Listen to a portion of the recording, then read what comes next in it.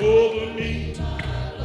And I pray to the Lord, my soul he will keep. I got an angel.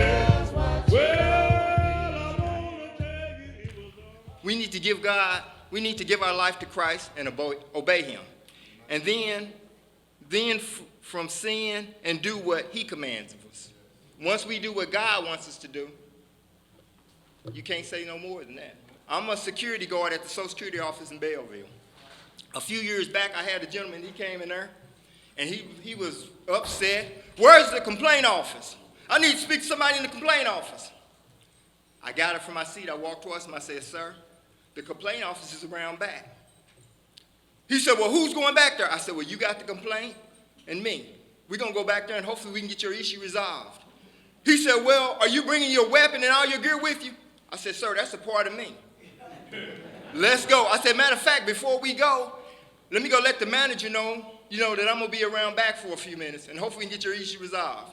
The guy looked at me and he said, you know what? Maybe I'll just grab a number and see if they can help me get my issue resolved. I said, you know what? I said, I tell you what though.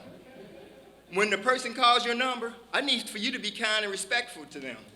Don't talk to them like you did me. Can you do that? Is that clear?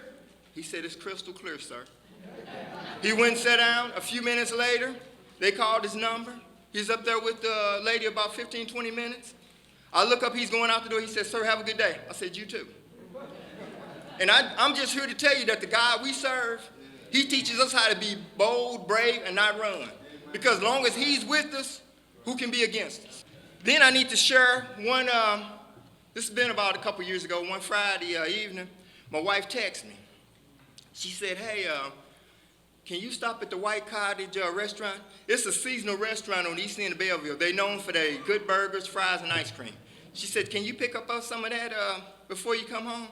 I said, sure, honey, I'll call it in as I leave and I'll grab it for us. So as I locked up, I called them, placed my order. I go get it, go pick it up. I go inside, the lady's like, well, sir, your food is not ready yet. I said, well, I'll sit outside. It's a nice day. You mind if I wait outside for it? She said, sure. Church, as I sat outside, there was an older gentleman out there sitting on the bench too. Me and him struck up a conversation. He was asking me about where I work at. We started talking about God. We started talking about family and life. I mean, it was a good conversation. A few minutes later, she called him, and he went inside and picked up his food. He came back out. He said, sir, have a good day. I said, you too. And I said, by the way, I enjoyed the conversation. He said, me too as well. About 5 minutes later, the lady came out, and she bringing me all my food. I said, ma'am, hold on, I didn't pay for it.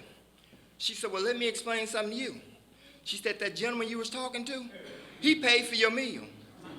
I said, oh, wow, I wish I could have thanked him. She said, I thanked him for you. In church, the point that I'm trying to make, when you're kind, when you do what's right, he'll take care of you. I'm a firm believer in that. He'll take care of you. If God is for you, then who can be against you? He can make a way out of no way. We just need to trust him.